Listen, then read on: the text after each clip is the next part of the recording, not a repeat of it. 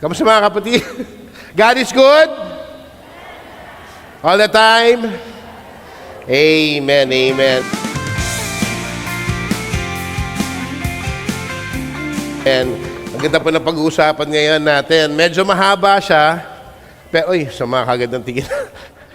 Medyo mahaba siya kasi napakaganda ng storya na nangyari sa buhay ni Moses. Kilala niyo ba si Moses? Amen, amen. I'm sure alam niyo na to kung nag-Sunday school kayo. Yung Red Sea, mga ginawa ni Lord sa buhay ni Moses. Pero, dito kasi nagsimula tayo lahat eh. Kasali ka dito, sabi mo, kapatid. Kasali ka dito. Tignan mo kay kapatid mo, kapatid. Kumain ka na. Hindi ka pa nag-coffee. Moses and the Red Sea. Let's read.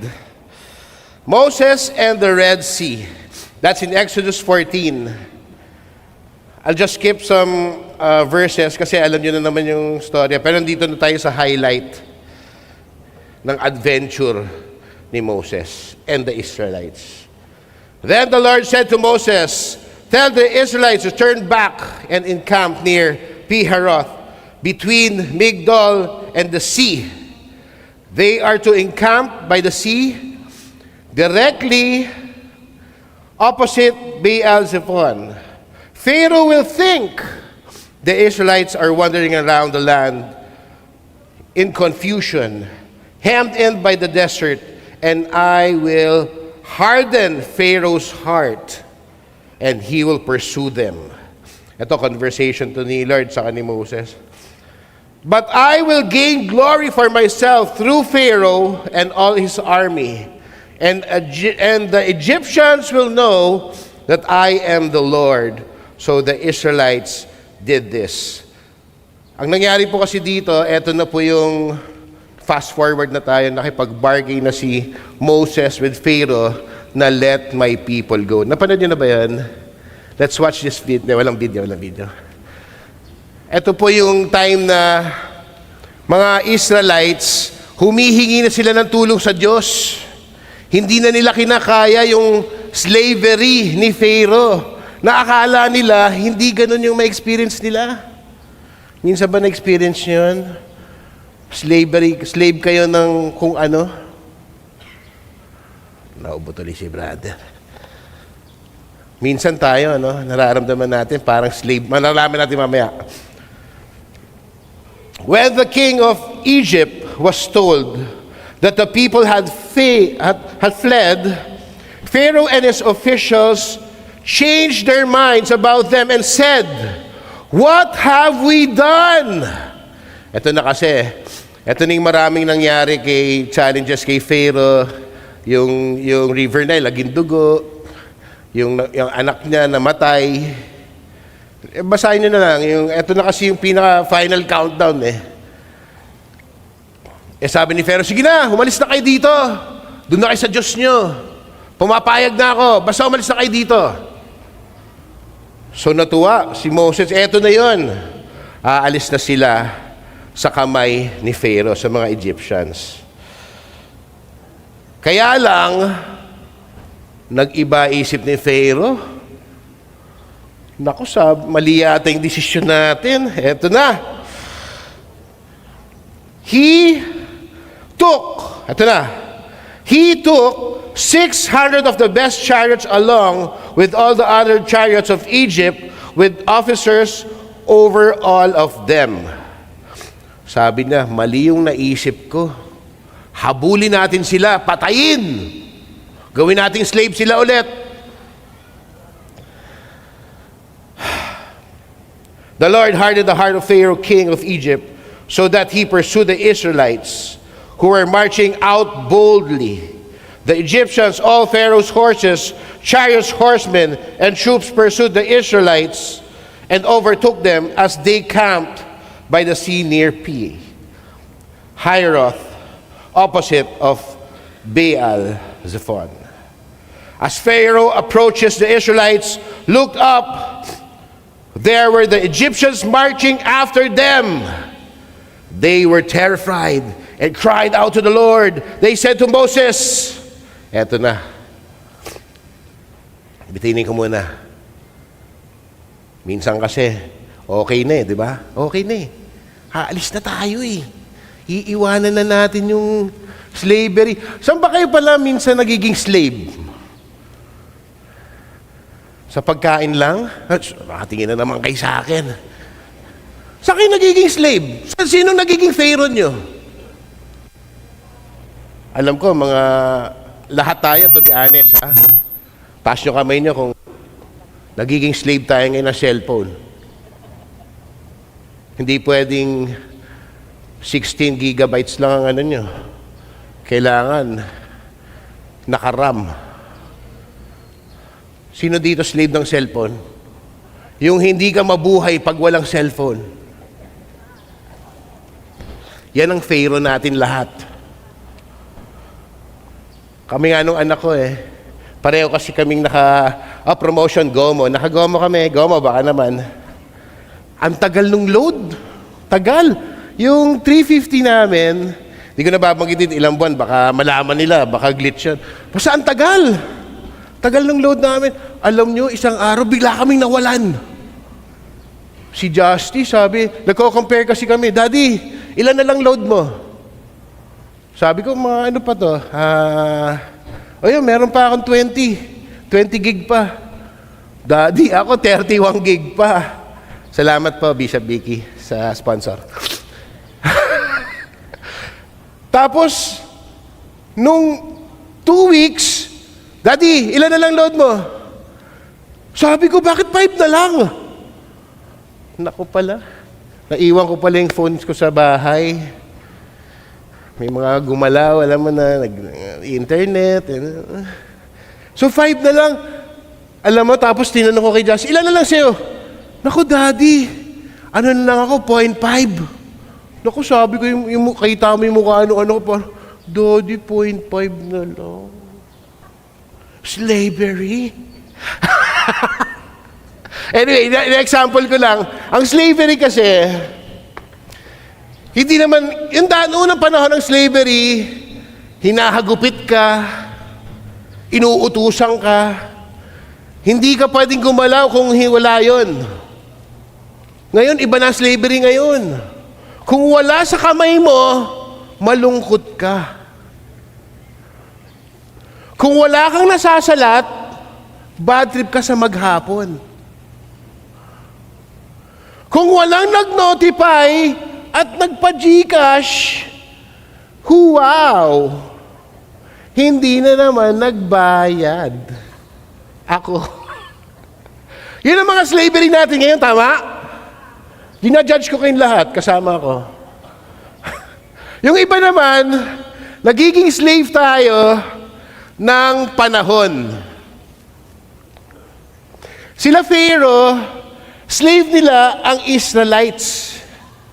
Ano ginagawa nila doon? Mamaya ako natutuloy yung babasahin ko Paputol muna tayo. Saan tayo nag-end? Yung mga Israelites, kasi iniisip ko kung bakit sila kailangan umalis dun sa napakalaking lugar ng Egypt. Grabe naman itsura dun, no? Pag nakita nyo sa documentary, ang laki ng Egypt. Kaya lang, Israelites sila.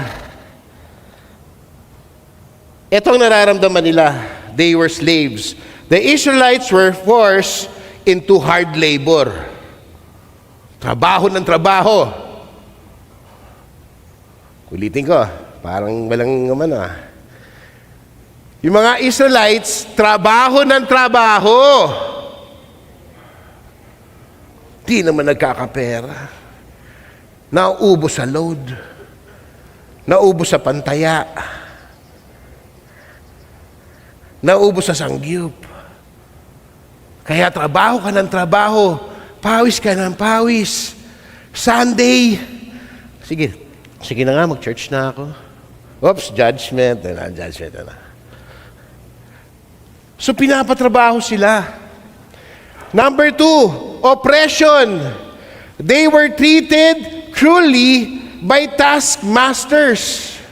Kilalang-kilala ng mga Egyptian, peace. Pero ganun po nakilala mga Egyptians, mga taskmasters. Utos ng utos. Gawin mo to, gawin mo to. Gawin mo yan, gawin mo yan. Amo niyo ako. Sino dito may mga amo? Ha? Sino may amo? Di ba? Mamaya, ano ko Tapos may population control. Si Pharaoh, pinapatay niya lahat ng mga firstborn na lalaki. Nag-uusap na kami ni G, sabi ni G, dapat babae yung pinatay. Sabi ko, grabe naman to. Sasabihin ko ba yan bukas? Para daw wala nang mabuntis. Hindi naman kayo mabubuntis kung may lalaki. Kaya lahat ng firstborn, pinatay. Sorry. Nagbayad na po kami. So si Pharaoh, kinokontrol niya yung mga tao. Gusto niya konti lang. Gusto niya mautusan ka. Number 4, ito na yung ginawa nila. They cried out to God. Hindi na kaya eh. Nangyayari ba sa inyo yan sa ngayon? Our God is the past, present, and future.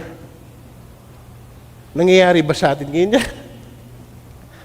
Yung may boss ka na tinawag mo ng makulit pero hindi mo sinasabi. Gusto mo magsimba pero pinapagtrabaho ka pa rin. Gusto mo nang i-meet yung care group mo pero binigyan ka pa rin ng overtime. Eh, yung overtime mo plus 8.50 nakaka-temp. I-meet ko ba itong mga to o 8.50? 8.50. Sayang din yun. O kaya meron kang business transaction na alam mo namang sabit, pero slave ka pa rin nun. Yung oras mo, binigay mo na lahat sa mundo. Ilang oras ang trabaho? Dito kasi kami 24 hours eh. Thank you, Jesus. Di ba 8 hours usually ang trabaho? 8 hours? Yung 8 hours mo, dinagdagan mo pa ng 8 hours. Para lang makabayad ka ng Meralco mo. Hindi masama. Kaya lang, wala na din pang hospital mo. Napunta lahat sa bills. Kaya ito yung mga bagay na nagiging slave tayo. Kung kaya mo naman, why not? Kaya lang, kung hindi mo na inuuna si Lord sa buhay mo, hindi religion, again, walang problema sa trabaho, blessing yan. Lahat ng work, blessing yan from the Lord. Kaya lang, kung yan na ang inuuna mo sa buhay mo, at si Lord ay, thank you for this food, in Jesus' name, amen, yun na lang, slave ka. Cellphone pa lang, tahimik na kayo. Paano kung love life na pag-uusapan natin? Dito, nanigayak ka. Kaya si Pharaoh, ginagawa niya talaga lahat. Kasi ganun ang ugali nila. Napakasama. Ang sama-sama. So the Israelites cried out to God because their suffering, listen to this, because their suffering, the Israelites cried out to God for help. Lord, help. Sino dito pagod na sa trabaho niya? Pero kailangan magtrabaho. Wala nagtaas ng kamay, so lahat kayo relax. Thank you, Lord. Sabi sa inyo, relax ng church na to eh. Kaya kayo mag-attend na kayo dito. Uy. Ito lang ang church na relax. Wala napapagod dito.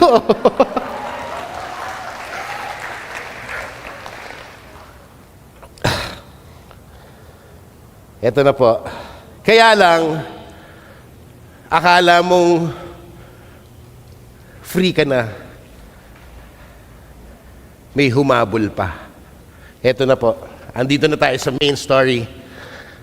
Si Pharaoh, nag-iba isip. Sabi niya, parang mali yata yung ginawa ko. Hindi kasi Christian, double-minded. Oops, judgment. Mali yata. Padala mo lahat ng 600 chariots na mga the best. Patayin natin sila. Gawin natin sila ulit slaves. Nagpaalam ka na nga ng day off, no? Hindi pa binigay sa'yo. Ba't wala nagre-react? Wala bang may trabaho dito? Wala may trabaho. Wala. Humingi ka na nga ng, boss, baka naman kasi meron kaming gathering sa church. O kaya may family kami. O sige, 5 minutes, bibigyan kita. Pambira naman, 5 minutes. Magkano, boss? Magkano? Anyway. Ito na. Exodus 14, let's just skip the verse. Then Moses, nahabol na sila. Okay? Remember, hinahabol na sila. Then Moses stretched out his hand over the sea. Kala mo si Moses, may tungkod, di ba? Mahaba buhok. Walang hikaw yun, ha? Sa cartoons lang may hikaw. Itsura ni Moses, nakapaldang gano'n, tapos... And at night, the Lord drove and the sea back with a strong east wind and turned it into dry land. The waters were divided. Stop mo na. So sabi ni Moses, halika na mga katropa, mga Israelites, let's go. Bago mangyari yon, tingin niyo yung mga Israelites, umuo kagad. Sige na, halika na, let's go. Sa sobrang pagod nila, ako na-imagine ko lang, sa sobrang pagod nila, sa sobrang pagiging slave nila, ayoko na dito sa Egypt. Gusto ko na, alam niyo yung one day high, na di pagod ka sa isang lugar, tapos, halika na, hindi ka na nag-isip. Alis na tayo kaagad. Iniwan mo na lahat ng gamit mo. Parang ako lang yata, sa akin lang yata nangyari to Eto, balik ako yung verse 12, sabi, did we say to you, Egypt, leave us alone. Let us serve the Egyptians. It would have been better for us to serve the Egyptians than to die in the desert. Kasi hindi nila alam yung mangyayari. So yung mga Israelites, sana dito na lang kami. Ano ba gagawin natin? Ano ba mangyayari? Ito na. Sabi ni Moses, nagka-doubt syempre din nagkaroon din ng second thought. Moses answered to the people, do not be... Hindi ata narinig yan. Si Moses muna to si Moses. Moses answered the people, do not be afraid. Stand firm, and you will see the deliverance of the Lord will bring you today. The Egyptians you see today, you will never see again. Lakas nun. Message to ni Lord kay Moses, pinaparating niya. Today, you will never see them again. The Lord will fight for you. You need only to be... Tandaan niyo si Joshua, the greatest character in the Bible.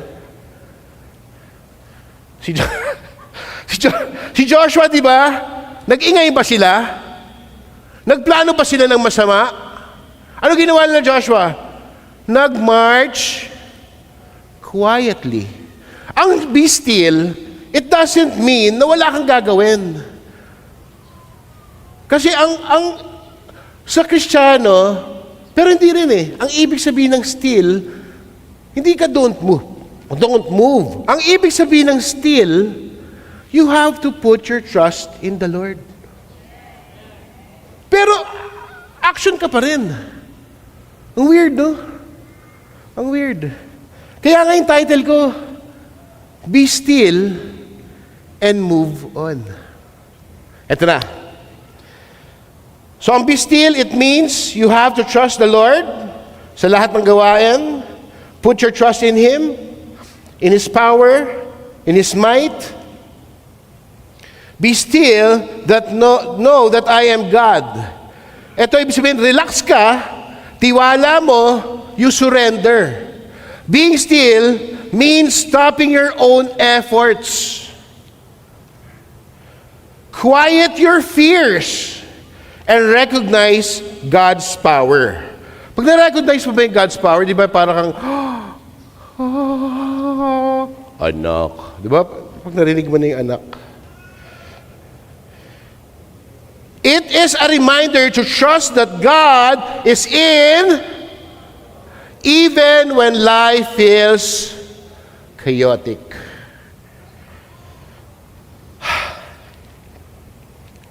So sabi ni Moses, ito yung sinabi ni Lord, be still, anak.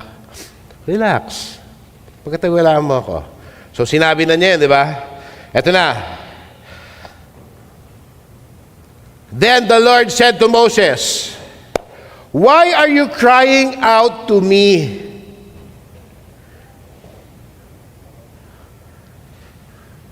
Kita niyo, yun yung still ni Moses. Parang, kay Lord siya nagsasabi, bakit hindi ka gumalaw? Ba't puro ka angst? Ba't puro... Gumalaw ka, Moses! Gumalaw ka, Joshua! Pwede ba pag sinabing gumalaw ka, sabihin niyo yung pangalan niyo? 1, 2, 3. Gumalaw ka! Lorsam? Parang narinig ko Lorsam. Saba, lakasan nyo! Feel nyo to! Gumalaw ka! O sige na. Ang haba ng pangalan mo. Why are you crying out to me? Tell the Israelites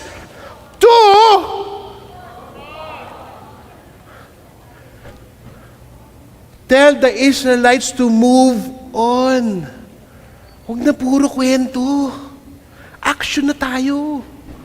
Sinabi ko na nga, be still, tiwala mo na sa akin, and let's go. Palabasin mo na yung mga taong yan. Halika na. Wala sinabi na, in Joshua version. Okay, lapit na. Raise your staff and stretch out your hands over the sea to divide the water so the Israelites can go through the sea on dry ground. Ikaw kaya marinig mo, no? Ano daw sabi? Tatawid tayo sa Red Sea? Paano yun? Di ba, Pilipino lalo na, may Pilipino kaya doon? Kung Pilipino, di ba? Paano ka, anong trajectory nun? Paano, meron ba tayo salbabida? Meron. Sinabi na nga ni Lord, dry land eh.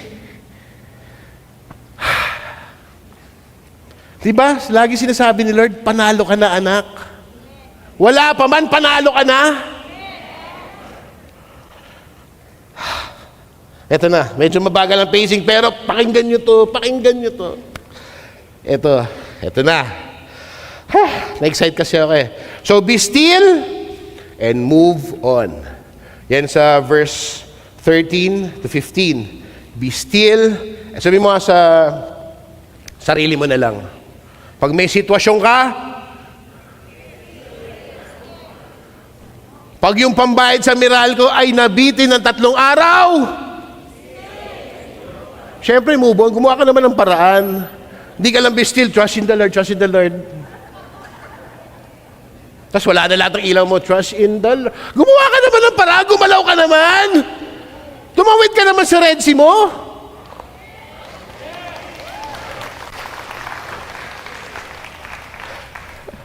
Tapos yung pambayad mo sa school. Puro ka na promissory note. 5th year na. Promissory, I promise, pag naging 6 years na, babayaran ko na. Be still, I trust in the Lord. Nandiyan ka lang. Nasa gate ka lang ng JCA. Tatanungin ka rin ni Rainier, ba't nandiyan po kayo, ma'am?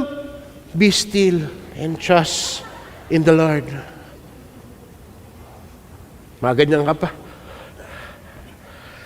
Gumawa ka, move on. Trust in the Lord and move on.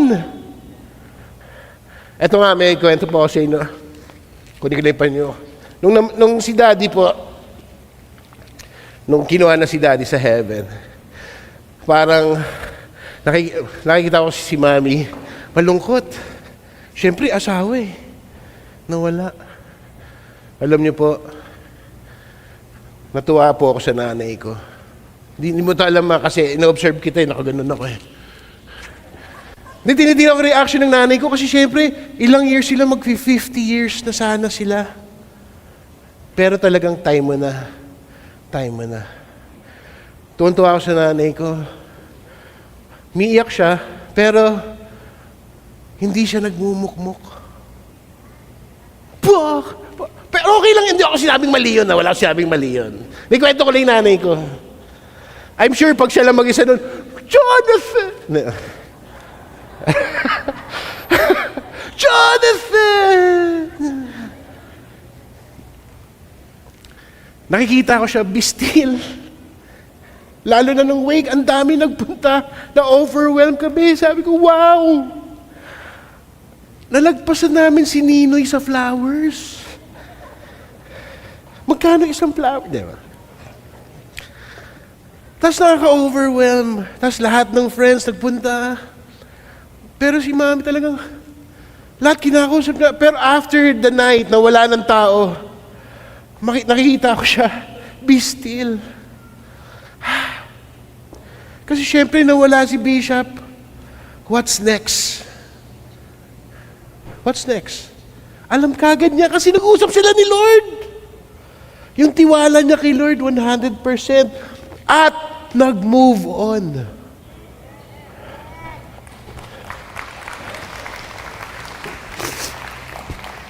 Kaya lang akong anak, siyempre, namiss ko tatay ko, Daddy!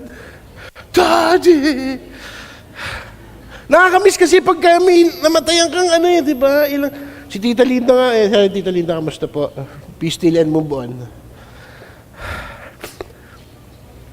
Tapos, alam niyo po, dito po ako na medyo nahimasmasan. Nung nag-serve na ako ng wake. Inassign na po ako para mag-wake. Yung ng wake. Kasi nga pala, pwede na po ako magkasal, binyag, libeng. Pwede ko ikasal, ako na magbibinyag. Kung sino mauna sa atin, ako na maglilibeng. Pwede na po. So, ang una kong libeng ay sino ba? Ayan yung sa si Polo. Polo, kwento ko lang Yung lola ni Polo, first, wake, inassign ako doon. So, parang ako, nasa puso ko, parang mahirap yata ito kasi namatayan na rin ako eh. Ano na sasabihin ng daddy ko? Buti hindi sumagot yung daddy ko. So, nag-wake na ako doon, naintindihan ko na. Pinreach ko doon yung time, yung everything has a season and a purpose. Ko sila Paula, and his family, na-meet ko yung family niya. Tapos alam niyo po, na-realize ko doon, kailangan mo talagang ibigay ang buong tiwala mo sa Panginoon. Nawalan ka ng loved one, nawalan ka ng trabaho, nawalan ka ng business. Loved one ang number one, di ba? Pag nawala yung loved one mo, talagang, hindi. Sana ako na lang. Huwag mo sasabing sana ikaw na lang. Kasi time na niya, hindi mo pa time. Tingnan mo yung katabi mo, anong time na? Kaya alam niyo po, nakita ko doon yung buhay natin. Ito po yung buhay natin, dalawa lang yan eh. Yung birth mo, hindi mo ma-explain. Yung death mo rin, hindi mo rin ma-explain. Bakit mo pa kailangan i-explainin? Yung buong gitnang yun na lang ang explainin mo.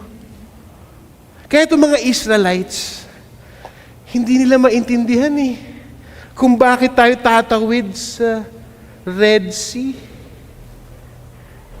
Kailangan ba explain lahat? Hindi naman pwede magtiwala kay Lord na pinanganak ka na, tapos time mo na. Bakit nagalit kayo bigla sa akin? Hindi, sabi mo, hindi mo patay. Kaya ma, I'm so proud of you, ma. You put your trust in the Lord and moving on. Palapakan niyo naman si Bishop Vicky. Ang haba nun. Kaya to si Pharaoh, humabol. Eto na. Sabi niyo, eto na. Huwag niyo na ulitin, wordly song yan. Okay. Eto na. Kung mapipikit yung mata niyo to, habang pinapakinggan niyo to, okay lang, ha? The Egyptians pursued them, and all Pharaoh's horses and chariots and horsemen followed them into the sea. Si Moses, tinaas yung kamay niya, naghiwalay yung dagat. Red Sea, naghiwalay. Imagine niyo yung mga nagdududang Israelites nakita ang milagro ng Panginoon. Nakita nyo yung dagat na napakalawak. Doon pala tayo dadaan. Kaya lang, eto na. During the last watch of the night, the Lord looked down. The Lord looked down from the pillar of fire, and the cloud of the Egyptians' army were thrown into confusion. Ibig sabihin, etong mga chariots, parating na. Minsan ba, pag nakakarinig kayo ng past nyo, tatakot ka? Nagbago ka na eh. Hindi na ako umiinom ng kung ano-anong masasamang inumin saka insenso ng impyerno. Wala na akong barkada. Kaya lang, parang naririnig mo pa sila. Hinahabol-habol ka pa nila. Naririnig mo yung chariots palapit ng palapit. Nagbago ka na nga eh. Ba't andyan na naman sila? Akala ko ba malaya na ako? And the chariots went in the war. The Egyptians pursued them. Ito na ang pinakamaganda. He jammed the wheel to their chariots so they have difficulty driving. The Egyptians said, "Let's get away from the Israelites. The Lord is fighting against Egypt."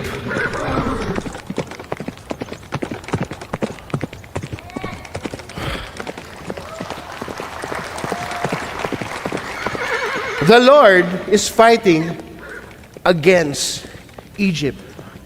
The Lord, not Moses, not you. You can never fight the Egyptians. You can never fight your circumstances. You can never fight your troubles. The thing that you can do is be still and move on. Subukan mong awayin ang mga sitwasyon mo. Malululong ka lang. Yung addiction mo, pag inaway mo, binalikan mo na naman, bibigyan ka na naman ng ibang gramo. Ngayon kung may problema sa pamilya mo, hindi mo masusolusyonan na aawayin mo din sila. Ang solusyon, be still and move on.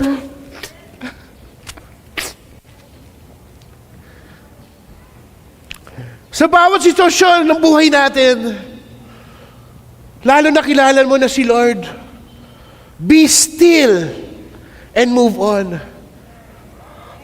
Kahit sa buhay nyo, personal yung buhay, hirap na hirap ka na, kung ano man yung sitwasyon sa buhay mo ngayon, be still and move on.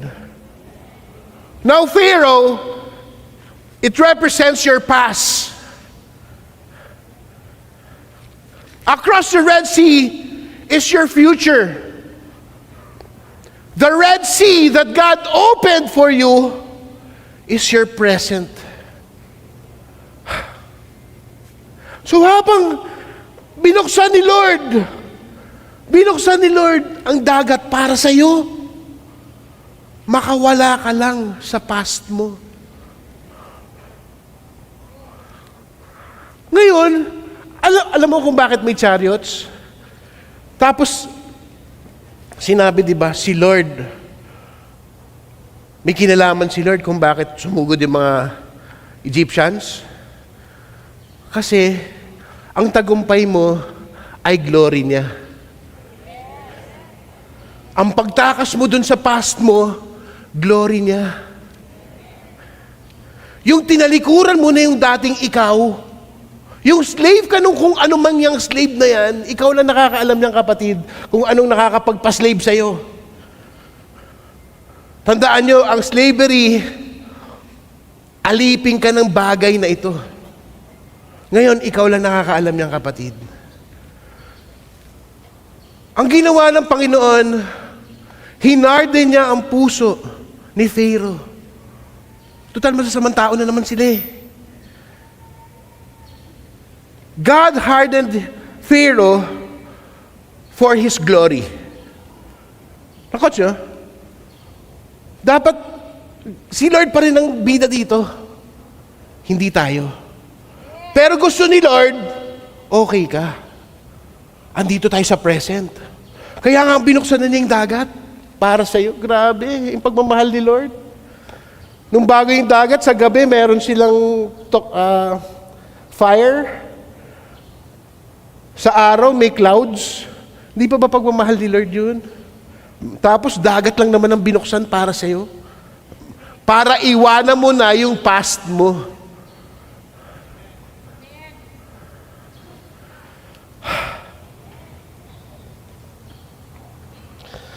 Kaya si Pharaoh, verse 29, but the Israelites went through the sea on dry ground, with a wall of water on their right and on their left. Siguro, yung tubig, no? Ganda siguro, no? That day, the Lord saved Israel from the hands of the Egyptians. And Israel saw the Egyptians lying dead on the shore. Sadali po, huwag kayong matuwang may namatay. Noong unang panahon kasi ito eh. Noong unang panahon kasi buhay o patay, yun lang naman ang trip nun eh. Eh yun kasi namatay na si Jesus Christ sa cross of Calvary. Yun ang ibig sabihin nun, He paid for our sins. Lahat tayo is equal. Okay? Kaya, love the Lord your God and love your neighbor. Kaya yung watchman tayo, di ba? Tignan mo yung neighbor mo, alagaan mo yan. Pag di na nagsisimba, mamimiss mo yan. Sabi mo, kapatid, dito ka lang ha. Sabi mo, kapatid, kailangan kita. Wala nagsabi. Isa pa. Sabi mo, kapatid, kailangan kita. Huwag na chup. Kaya alam niyo, ako sa Ricon, pagka meron akong di nakikita pag Sunday, kinikwento ko kay G. Kunyari, may isang absent na kinakabahan ako. Sabi ko, naku, bakit wala si ganito? Eh, kahapon nagkita lang kayo kahit na kinakaba. Kasi alam mo tayo, magkakapatid tayo dito eh. Pinalaya na tayo ng Diyos. Masaya ka ba't hindi mo naranasan yung Red Sea? Oo, kasi tandaan mo na siguro ngayon, mga ilang taong ka lang ngayon. 3 miraculous lessons from the Red Sea.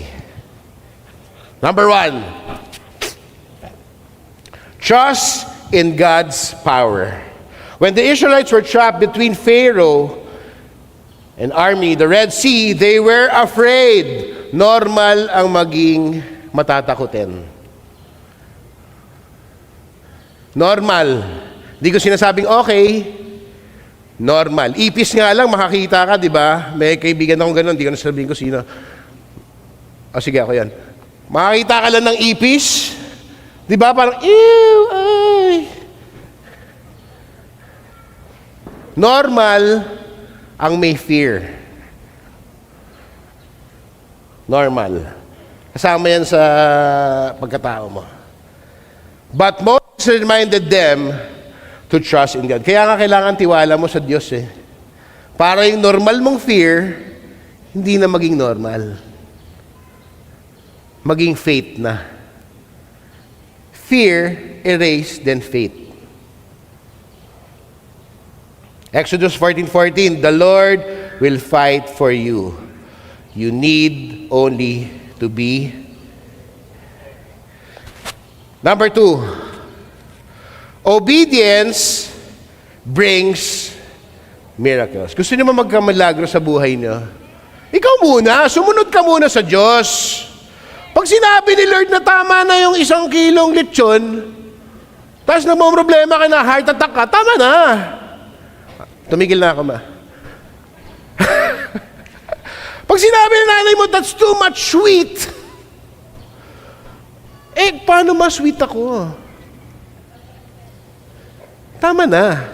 Tapos nagtataka ka, ang dami mong sakit-sakit na lumalabas. Kung ano-ano yung pinapasok mo sa katawan mo. Obedience. Alam mo si Lord, gumagamit ng tao. Ako sa akin si Lord, ang ginagamit ng tao, nanay ko at asawa ko. Si Lord G, tsaka si... Hindi kasi alam niyo yung mga reminders. Taas dito yung mga mag-asawa. Taas ang kamay. Be proud. Pag hindi tinas, be proud. Taas ang mga mag-asawa. Asawang lalaki. Tingnan mo yung asawang babae. Mag-thank you ka. Thank you, Sabi siya, di ba, girls, di nagkakamali. Sila may tama. Okay. Ang lalaki, ikaw ang magaling, kaya ikaw mag-sorry. Marco, sorry na.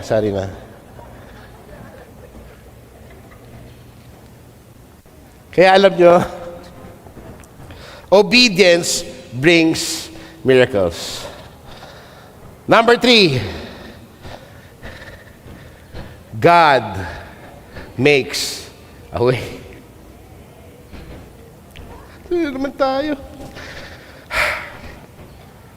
God not only parted the Red Sea, but also closed it behind the Israelites, saving them from their situation. Gawin nating situation yung enemies. Kasi wala na tayong enemies ngayon. Mahal nyo na isa't isa, di ba? Kaya nga namatay si Jesus, papaalala ko ulit, namatay si Jesus sa cross, wash away our sins, na tayo lang ang makulit, wala ka ng enemy. Isa lang ang enemy natin, pinapaalala ko. He's the one who will kill you, steal, and destroy. Sino yan? Hindi nyo masabi. Sinong enemy nyo? Isa lang. Hindi ang katabi mo. Sabi mo sa katabi mo, I love you. Wala nang enemies dito. Isa lang ang enemy natin. That's why Jesus died on the cross, for you to know, isa na lang ang kalaban natin. Tama po si Satanas. Kaya wag na kayo mag-away-away. Yung tampon-tapo, wag ng ganyan. Pag may konting usapan, pag-usapan nyo na lang. Kami nga ni G, hindi na away tawag namin eh.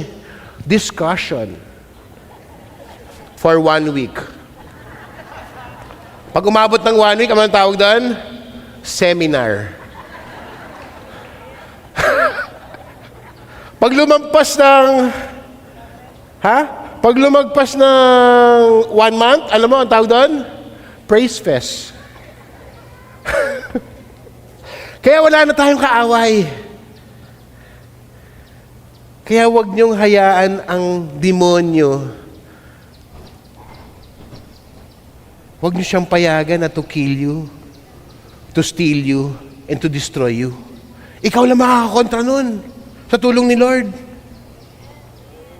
Yung tao nun sa Israel, yung mga Israelites,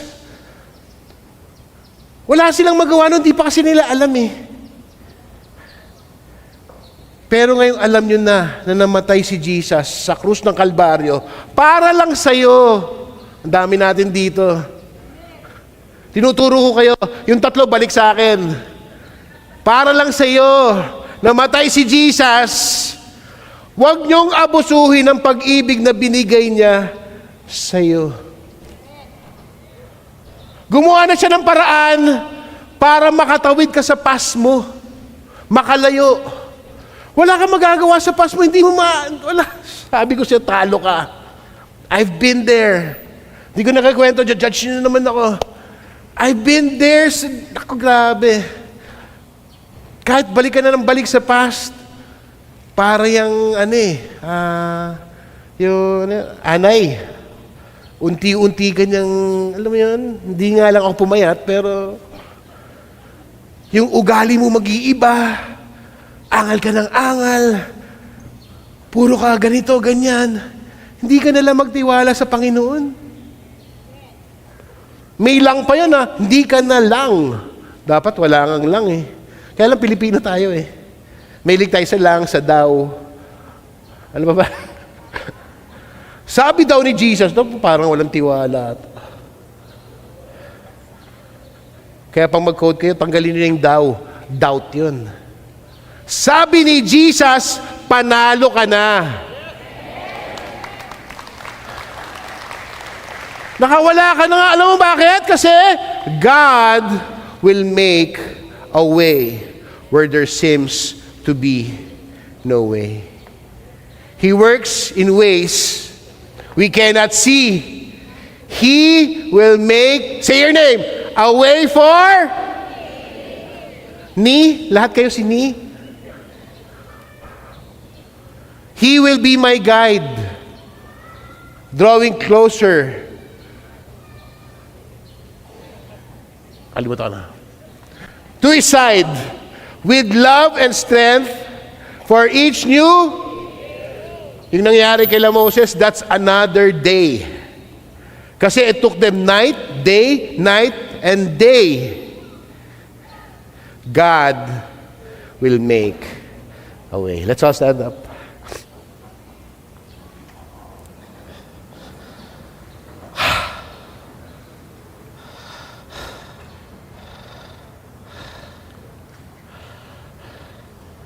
Kaya mga kapatid, be still and move on. Say that again. Be still and move on. Meron ka bang sitwasyon ngayong oras na to na nagsimula last week na hindi mo masolve, na napapagod ka, dinedrain ka? Be still and move on. Meron ka bang sitwasyon last year na minumulto ka ngayon? Kahit wala namang multo talaga, terms lang yon. Be still and move on. Yung love life mo, hindi na naman naging successful. Puro ka kasi Jollibee. Hindi man lang nakatikim ng pares. Be still and move on. Yung financial mo, akala mong humiram ka, mababayaran mo, hindi mo mabayaran, baon na baon ka na ngayon. Bayaran mo. Be still and pay the utang. Kala nyo Can you raise up your 2 hands? Say, I love you, Lord. Last year, say, I love you, Lord. I love my family. Thank you for my life. Say, thank you, Jesus. Say, thank you, Jesus. Say, thank you, Jesus, for giving us